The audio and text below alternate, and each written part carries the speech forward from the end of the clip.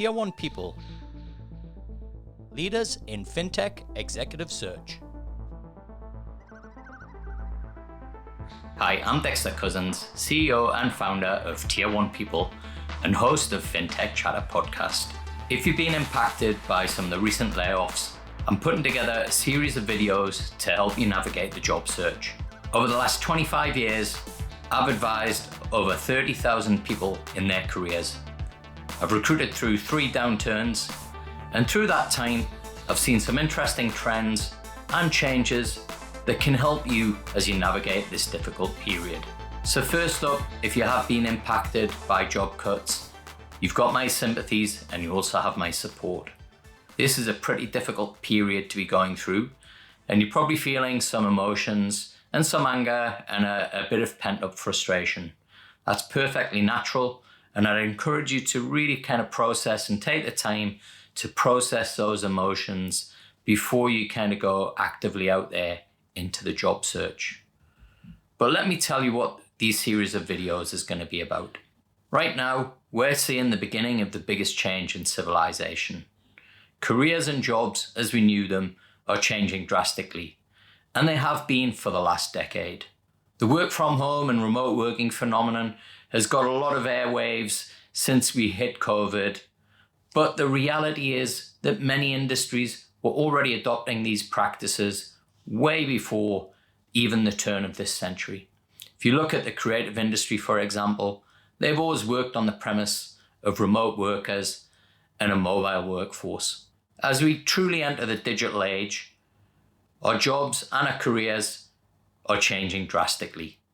And I believe that the next decade will be even more disruptive than the last. So in this series of videos, I'm going to be sharing my hacks learned over 25 years to help you navigate this new period that we're entering and take full advantage. Who's this advice for? Well, if you work in the fintech or tech industry, particularly in the startup space, then I've tailor-made this advice for you.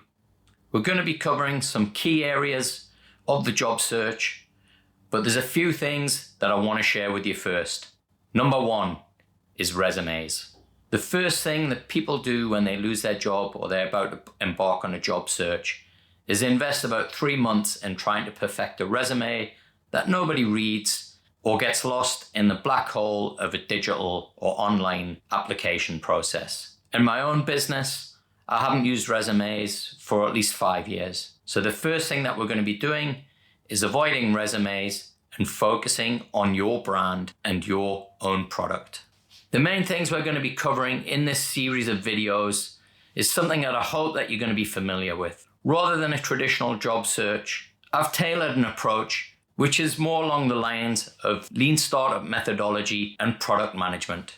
Imagine you're the product or service. We're going to put together a go-to-market strategy for you as the product. Now, whilst the process is fairly simple and straightforward, it does require time and energy to make sure that you get the best results. If you're willing to work with me and invest the time and energy required, I guarantee within the next 60 days, you'll have a number of opportunities on the table. So here's today's first piece of advice. As I mentioned just before, try and think of yourself as the product. If you're going to look for product market fit, what are the key things that you need to look at? Well, the first thing in any startup is you need to look for a real problem to solve. Looking back at your expertise, your career, and your achievements, what are the big problems that you've solved? Who has those problems? And how do you get in front of them and start a conversation? These are the 3 key questions that you need to ask before you start any job search. So what is the big problem that you solve? Generally, what I like to look for are your big achievements. What are the things that you've done that you're particularly proud of? Have you reduced costs?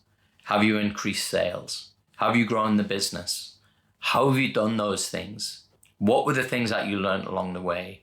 What are the things that you would do differently? Make sure that you take the time to document this all. and get very clear around what you feel are the big problems that you solve. When you go through this exercise, you'll find that there's not just one big problem that you solve, but maybe 3 or 4 or 5. That's cool, because what that then does is it means that you're more of a rounded individual. And the reality is that as we enter this tough economic period, businesses, particularly startups, will continue to look for well-rounded, multi-talented individuals who can play a number of roles and can deliver outcomes. Now, the second part of this process is to focus on those achievements. What are the results that you got, and what were the circumstances in which you got those results? If you increased sales by 10%, but you were working for a huge organization where you had multiple resources on tap, perhaps that's not relevant to a startup business. You have to look at the resources that you've used to deliver the results so that you create context, which then can enable you to hone in on who are your true customers. And when I say customers, what I mean by that are the businesses that potentially could be interested in hiring you. And that leads me on to the third point, which is, who are those businesses? Once you've figured out the big problems that you've solved and the resources that you needed to solve those problems, you can then start to look at the types of businesses who could be the ideal fit for you and would be interested in your experience. For example, if your expertise is gained in a business that had 20 people, you might want to look at startups anywhere from 1 to 50 people. What's really empowering about this process is to understand the point where you come in and make the biggest impact, and also the point at which you get off. The reality is, and our data proves this, that the average life cycle of an employee is around about 18 months, particularly in a startup. Even though people have performed well and delivered results, the reality is that businesses move that quickly and grow that quickly, that very quickly we can find ourselves in a business that no longer suits our needs. So it's vitally important that you get clear about not only the impact that you can make, but at what point of the journey is it time for you to move on. Once you get those 2 points, it becomes a lot easier to be able to understand the types of businesses that not only are you going to be a fit for, but you're going to thrive in. Once you do that, you're going to find that industry becomes not as important as it was previously. Indeed, many businesses and industries can benefit from somebody who has tech or fintech experience. Ultimately, what it's about is, at what point do you join the business? What impact can you make from day one? And where can you take the business before you then look to move on? Until the next video, keep safe